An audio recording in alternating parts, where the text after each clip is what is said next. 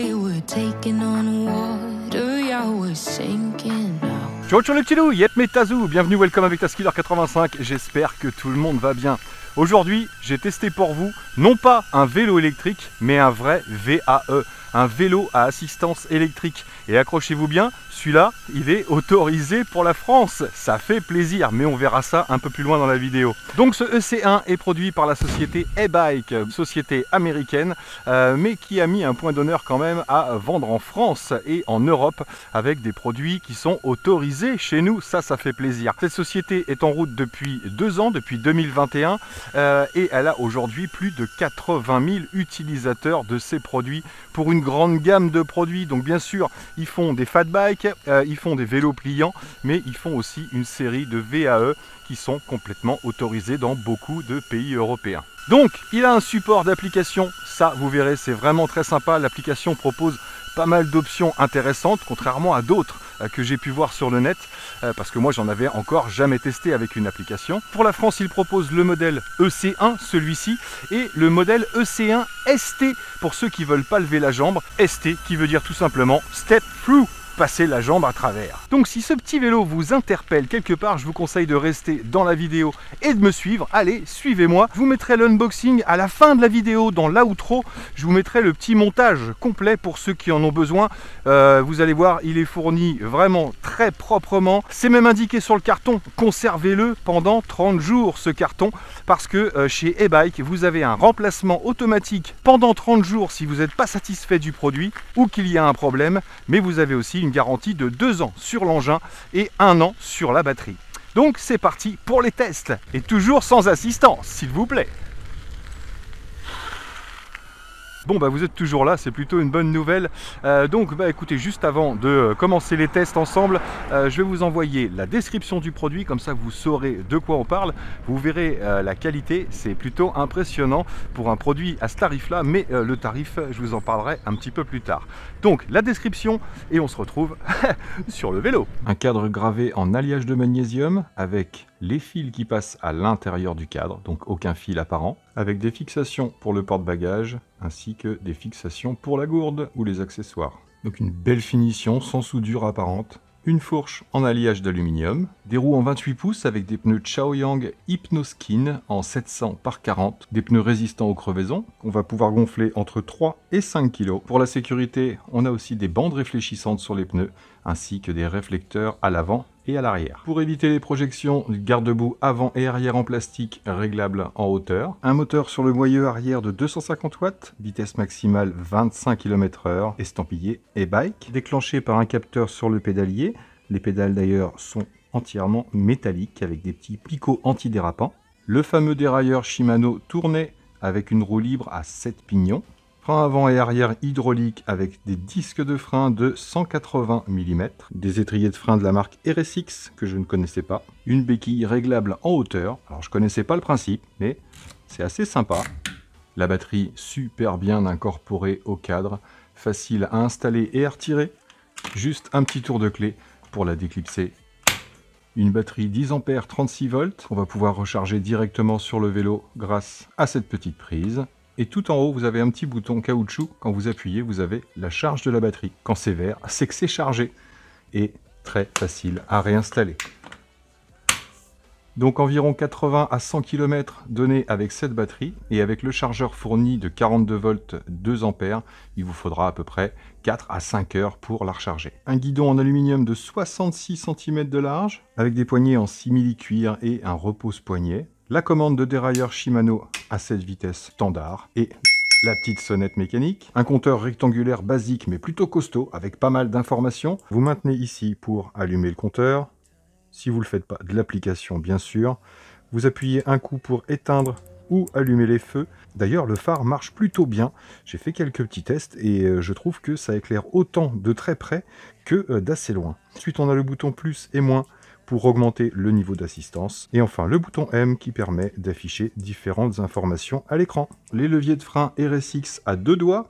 Et on a cette petite lampe fixée directement au guidon qu'on va pouvoir orienter vers le haut ou vers le bas, avec un petit catadiop réfléchissant. Une selle plutôt typée course, alors d'accord, elle est très moelleuse, mais super fine par rapport à ce qu'on a pu tester jusqu'à maintenant. Pour les dimensions, je vous ai fait une petite fiche, j'espère que ça vous fait plaisir. Donc faites un screen si vous avez besoin de le conserver, et sinon il pèse 19,2 kg et peut supporter jusqu'à 150 kg de charge. Alors, bah écoutez, je sais pas ce que vous en pensez, mais pour l'instant, c'est vraiment pas décevant. Je vais vous décrire le compteur rapidement. On va retrouver l'indication de l'état de la batterie, bien sûr, ainsi que son voltage. On a un petit logo Bluetooth qui clignote, ça c'est plutôt sympa, on va en parler très vite. Juste en dessous, bien sûr, le kilométrage qui s'affiche en km/h ou en miles, ça vous pouvez le changer. Ici, PAS, c'est donc l'assistance. Comme vous pouvez le voir, je suis en assistance rien. Ça veut dire que je pédale, et ouais, je m'arrête au stop, vous êtes vert, hein. Donc là, j'utilise le dérailleur Shimano, bien sûr, pour pouvoir me déplacer plus facilement. C'est un vélo, vous l'avez vu dans la description, qui fait 19 kg, donc bah, c'est super facile de l'utiliser comme un vélo normal, tout simplement. Bon allez, je mets une assistance, j'en ai marre de pédaler. Donc juste en dessous, on a... Oh, je vais mettre assistance 1, parce que là, ça va trop vite. Si j'appuie sur le M ici, on va avoir l'odo, c'est-à-dire le nombre de kilomètres parcourus depuis le début que je l'ai. Mais comme vous allez le voir dans l'application, on peut tout faire en reset, et j'ai fait un reset. Donc j'ai recommencé, bien sûr, à faire des kilomètres. Ensuite, on a les watts consommés directement par le vélo. Regardez, hop, j'enclenche le moteur, et là, on a les watts automatiquement qui s'affichent. Et bien sûr, si je pédale plus fort, je consomme rien. Et là, on a la distance parcourue, donc 1,5 km depuis que j'ai allumé le vélo tout à l'heure. Et on revient au menu de base.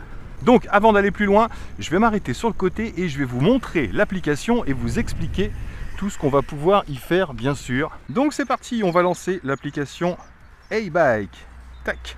Hop, et je précise que moi j'arrive à me connecter à plus de 10 mètres de l'intérieur de ma maison jusqu'au garage.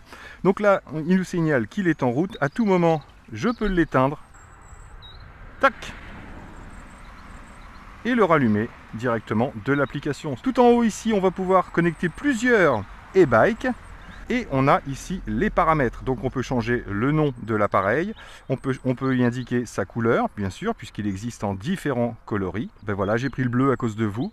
Proximity Auto Unlock, ça c'est pour qu'il se mette en route automatiquement quand vous arrivez proche avec votre smartphone et votre application. Mais je vous conseille pas de faire ça, parce qu'on ne sait jamais. Le jour où l'application ne fonctionne plus, votre vélo va se verrouiller et vous ne pourrez plus l'utiliser. Donc ça, ne le mettez pas. Proximity Auto Lock, c'est la même chose. Ça veut dire que si vous vous éloignez du vélo avec votre application, il va tout simplement se couper. Donc ça pareil, le jour où l'application ne fonctionne pas ou que vous avez perdu votre smartphone, vous pourrez quand même rentrer en vélo si vous ne l'avez pas activé. On a ici Riders, oui je sais j'ai raté un menu, donc ça c'est pour enregistrer celui qui pilote le vélo et personnalise ici, ça j'adore. Vous avez ici la possibilité, donc il arrive bridé à 25 km/h, mais vous allez pouvoir augmenter jusqu'à maximum 45 km/h. Je vous rassure, on ne montera pas à 45, mais si vous l'aidez un petit peu, on va rester donc à 25 km/h. Vous pouvez choisir entre km/h et miles per hour. Vous pouvez choisir également les niveaux d'assistance, donc de 0 à 3 de base, ou sinon de 1 à 3, de 0 à 5 ou de 1 à 5, comme vous voulez, pour avoir plus de latitude. Et ensuite, vous pouvez choisir également le fond d'écran si vous voulez qu'il soit plus foncé, normal ou plus éclairé. Appliquer les personnalisations, bien sûr. Et Reset Trip Distance et Défaut Setting, c'est là-dessus qu'il ne faut pas appuyer si vous voulez conserver vos kilomètres. Donc là, ce sont les paramètres du vélo. À côté, vous avez les paramètres du conducteur. Account et Security, ça me regarde. My Rides, ça, vous pouvez avoir accès à ce que vous avez fait. Donc moi, c'est ce que j'ai fait depuis que j'ai réinitialisé. La dernière fonctionnalité, c'est Go ici. Et si je clique, tac, j'ai automatiquement le GPS qui se met en route. Et là, il n'y a plus qu'à faire Play. À partir de là, il vous cible et il va enregistrer tout votre parcours. Et une fois que vous aurez terminé, soit vous faites pause parce que vous faites une pause, soit vous faites stop tout simplement pour sauvegarder votre parcours. Alors c'est parti, on va tester les niveaux d'assistance. En tout cas, je peux vous dire que ce petit moteur de 37 Nm me paraît un peu plus puissant. C'est dingue hein, parce qu'on a vraiment une très bonne réactivité. Donc c'est parti, je passe en assistance 1 et je vais monter hop, au maximum des pignons. Voilà, donc là je pose à peine les pieds sur les pédales et on atteint 16 km/h. Je précise que j'ai testé avec Waze et on est exactement, voire un demi km/h en moins par rapport à ce que m'indiquait Waze. Donc je peux dire que le compteur est vraiment très fiable. Donc on va arrondir à 15 km/h pour cette assistance 1. Et je vais vous montrer, tiens, on va partir de zéro, enfin on va partir de l'arrêt total. Et je vais vous montrer qu'il prend le relais très très vite. Donc je pars avec le pied en haut, je pousse, je suis à un demi-tour et ça y est, automatiquement il prend le relais. On va passer en assistance 2 ici. Pareil, mes pieds sont simplement posés sur les pédales. De toute façon, j'ai aucun autre moyen puisque celui-ci n'a pas d'accélérateur. Et on arrive à, allez, 19-20 km/h environ. Donc souvenez-vous, hein, si vous mettez 5 assistances, vous aurez beaucoup plus de niveaux différents, selon vos goûts bien sûr. Donc toujours les pieds à peine posés sur les pédales, assistance 3, et là je sens le petit coup de boost au derrière. C'est excellent. Il monte automatiquement à 26-27 km/h, vous l'avez vu, pour ensuite se réguler à 24,5, 25. Et là je ne force toujours pas bien sûr. Par contre, avec des roues de cette taille-là et ce développement, il suffit d'appuyer légèrement sur les pédales pour tout de suite augmenter la vitesse, même si vous n'êtes plus assisté, bien sûr. En ce qui concerne les assistances, il fonctionne vraiment super bien et il a une réactivité impressionnante. Alors, qu'est-ce que ça donne au niveau du confort? Comme vous l'avez vu dans la description, la selle est vraiment fine. Elle est de bonne qualité, mais elle est vraiment fine. Ça veut dire que quelqu'un qui a l'habitude de faire du vélo avec ce genre de selle n'aura pas de souci parce qu'elle est vraiment confortable pour ce style de selle. Par contre, moi, je vais vous dire franchement, je préfère les selles qui sont sur les 20 ou 22 pouces, les selles hyper épaisses et très confortables. Là, c'est pas tout à fait le style de vélo que je préfère, mais j'avoue que pour faire de la route, on a quand même un bien meilleur développement et ça ressemble beaucoup plus à un vélo ordinaire. Ça veut dire que même au niveau du rapport entre les vitesses, les pignons, le plateau et le développement avec les roues de cette taille-là, on pédale moins dans la choucroute, ça c'est clair. Et surtout, on fait plus de kilomètres avec beaucoup moins de tours de pédale. C'est pour ça aussi qu'on a une très bonne autonomie. Ce vélo est donné pour environ 80 à 100 km d'autonomie, pour un poids moyen, on va dire de 75 kg, j'imagine. Maintenant, moi, j'ai fait 68 km et j'avais pas laissé sur 25 km/h, vous me connaissez. Par contre, j'ai pas tout le temps roulé à fond parce que je voulais quand même tester l'autonomie en alternant les vitesses, tout simplement en faisant du parcours urbain et un petit peu à l'extérieur de la ville. Donc, autonomie, chapeau pour ce style de batterie. Pour finir sur le confort et la maniabilité, déjà c'est un vélo qui est hyper maniable parce que c'est un vélo normal, il n'y a pas de souci. Après, ce qui reste à voir, c'est la position de conduite. Comme le guidon n'est pas réglable en hauteur, la selle oui, mais pas le guidon, vous aurez toujours cette position légèrement en avant sur le guidon. Vous ne pourrez pas avoir de position assise, donc vous ne pourrez pas avoir le dos droit, tout simplement. Vous serez toujours légèrement penché sur ce vélo, comme la plupart des vélos dans ce style. De toute façon, j'imagine. On est rarement assis droit sur un vélo de course. Et là, c'est un petit peu le style. Donc vous l'avez vu, un de ses principaux points forts, c'est aussi les freins à disque hydraulique. Là, de marque RSX. Je connais pas la marque, en même temps, j'en connais pas beaucoup. Mais en tout cas, ce que je peux vous dire, c'est que ça freine bien. Tout de suite, on va faire un test. Donc voilà, on est à 25 km/h. C'est parti pour le premier freinage.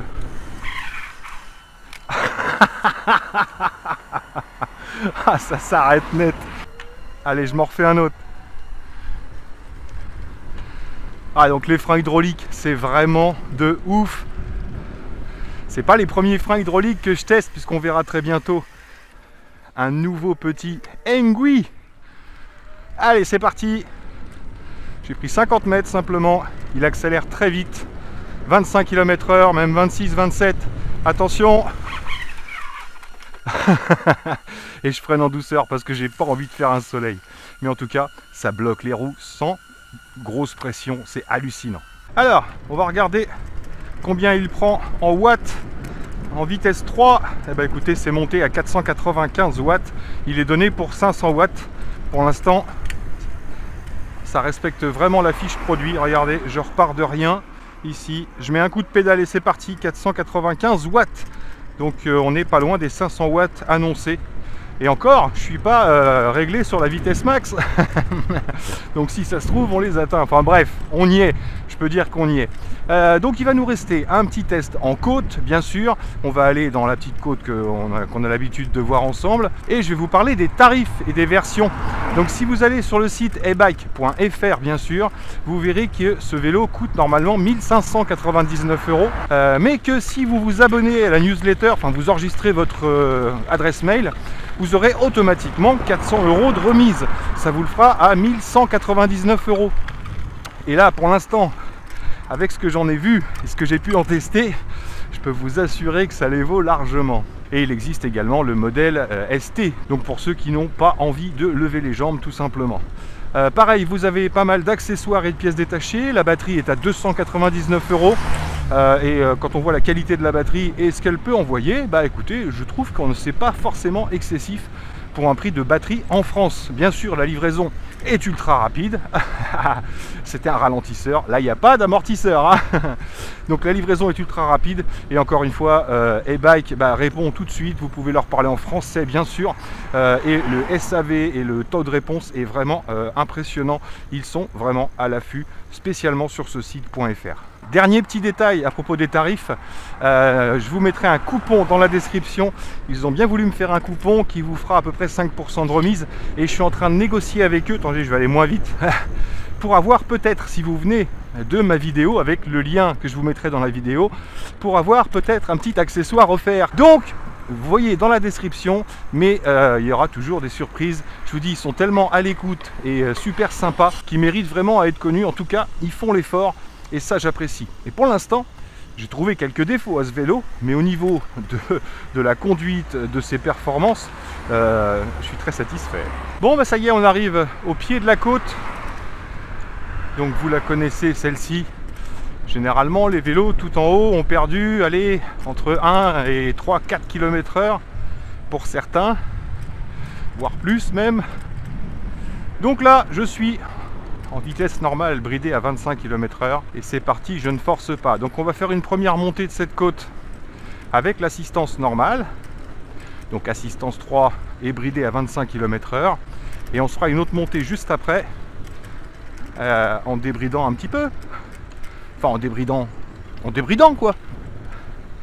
Alors c'est parti, on attaque la côte. Pour l'instant c'est le début. Je crois que j'ai ma caméra qui baisse de plus en plus. Bientôt vous allez plus me voir. Donc pour l'instant j'ai toujours les pieds posés sur les pédales, je ne force pas. On est à 24,7, 24,5. Là on attaque le plus dur de la côte. Je ne force toujours pas, je continue à parler pour vous montrer que je suis pas en train de forcer comme un taré. J'ai pas des cuisses de ouf. 23, 22, toujours les pieds posés sur les pédales. 23. Là on arrive au pic. Sur le pic du mont Travail. Et ben vous voyez, on n'est pas descendu en dessous, 22 km/h 5. Donc c'est plutôt correct. On n'a pas perdu beaucoup de puissance. Donc on va voir ce que ça donne en descente maintenant. C'est parti. Parce que pour la remonter, il faut la descendre. Donc pareil, je force pas. Je le laisse aller. Je vais baisser la tête, sinon ma casquette va s'envoler. Ah oui, hein, pas d'amortisseur de selle. Donc là, les routes à bosse, c'est pas ouf. Donc vous voyez, sans forcer, je peux m'arrêter de pédaler. 35 km/h sans problème. Ça, c'est grâce aux roues qui ont un grand développement. Vous voyez, 34-35 dans cette petite côte. C'est plutôt pas mal du tout. Personnalise et on va monter la vitesse au maximum. Ah oui, je viens de me reconnecter. Hop. Donc 45 km/h. Success, c'est débridé. C'est parti. C'est pas le bruit du vélo. Donc là, je pars de 0. Attendez, je remonte un peu la cam vite fait. Hop.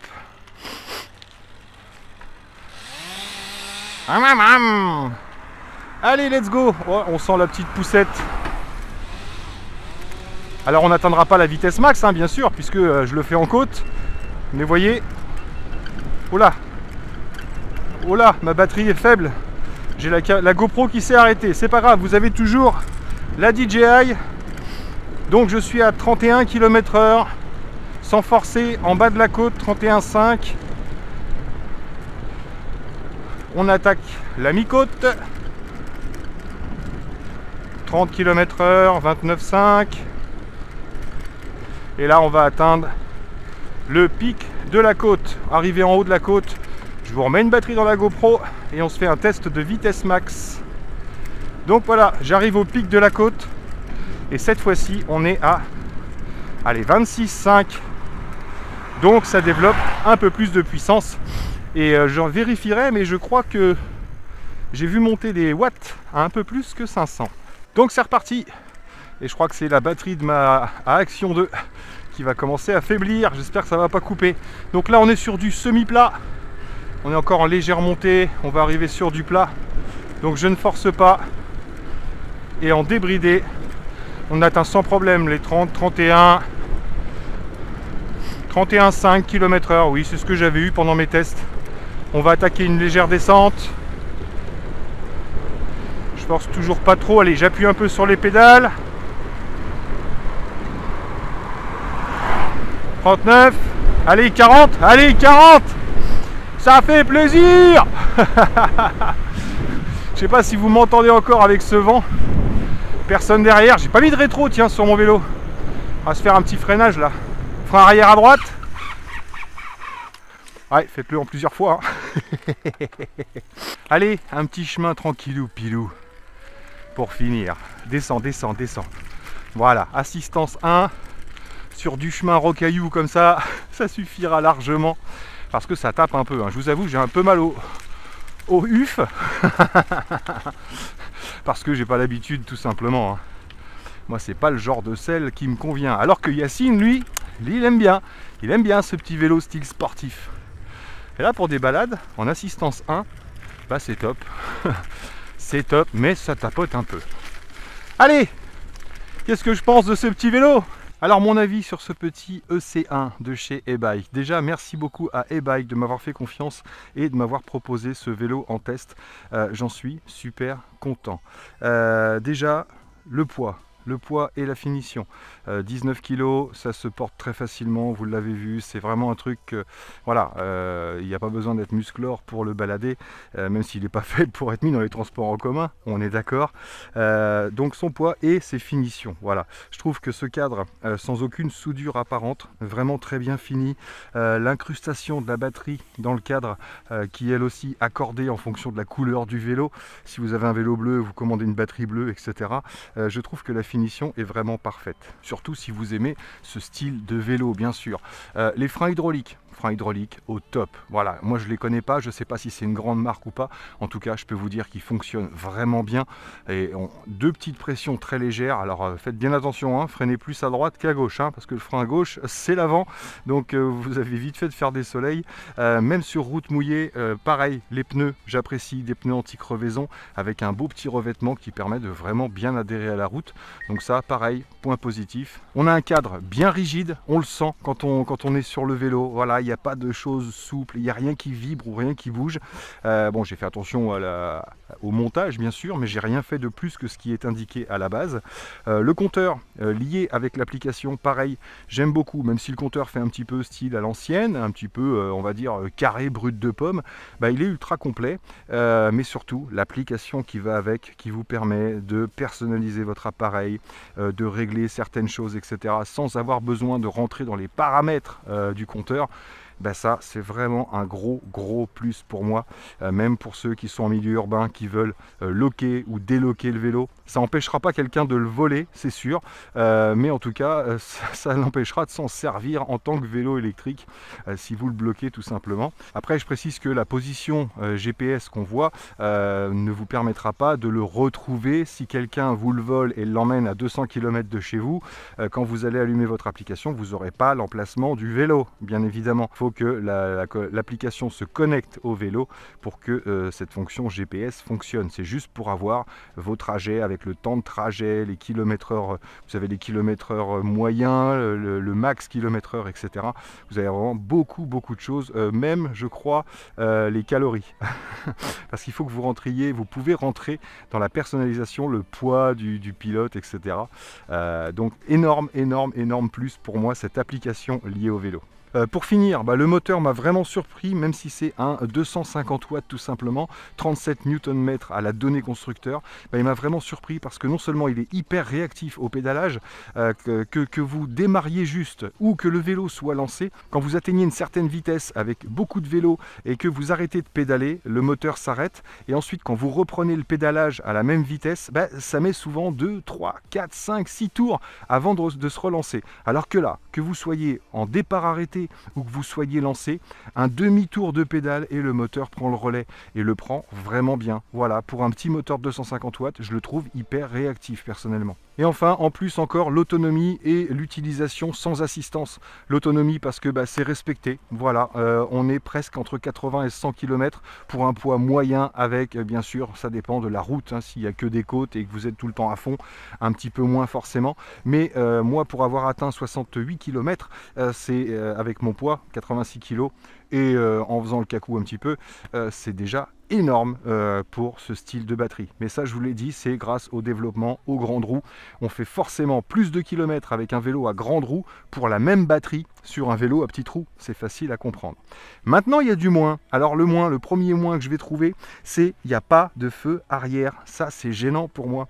Pour un vélo à ce prix-là, bon, il n'est pas excessivement cher, donc 1200 € avec la remise. Il pourrait mettre un petit truc clignotant. Ça coûte pas très cher, c'est pas difficile à installer. À vous d'ajouter un petit truc clignotant. C'est beaucoup mieux pour la sécurité. Moi, je roule pas de nuit, mais en hiver, à 17 h, il fait noir. Donc, il vaut mieux se signaler quand même.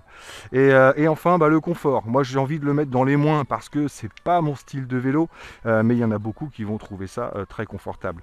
Comme vous pouvez le voir, moi, j'ai ajouté ma petite coque en gel là pour vous montrer que ça s'adapte tout simplement et qu'après, c'est beaucoup plus confortable, c'est clair. Et la position de conduite, voilà, comme je vous l'ai montré, vous l'avez compris, voilà, on va pas être assis droit, le dos droit sur ce vélo, on sera forcément légèrement penché. Alors il y en a qui disent qu'il faudrait une potence qu'on puisse lever, un guidon réglable, mais vous voyez, ce serait pas normal, ce serait pas logique sur ce style de vélo. Donc on va pouvoir orienter le guidon, bien sûr, en dévissant ici, vous pouvez baisser ou monter, mais vous pourrez pas le monter plus haut. Donc toujours cette position semi-fléchie un petit peu sur le vélo.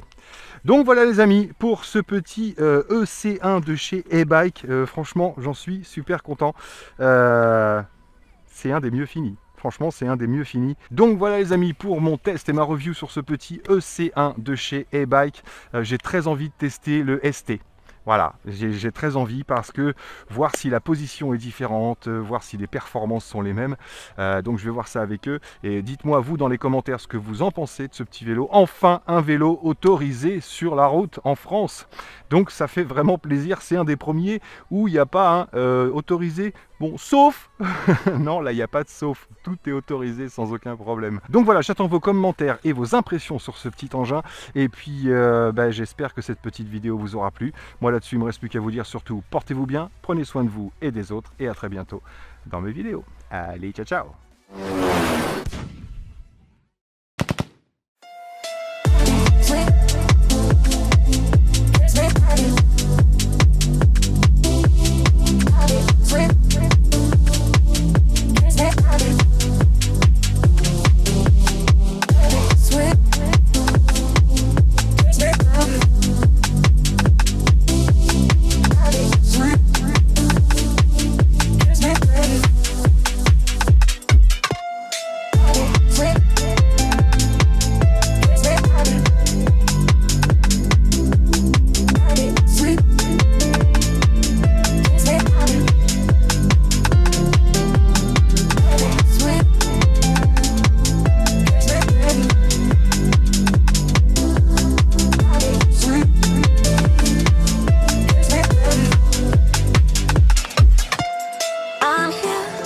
When you need my when you need my voice. I'm here when you need my voice. I'm here when you need my voice. Sweet. Sweet.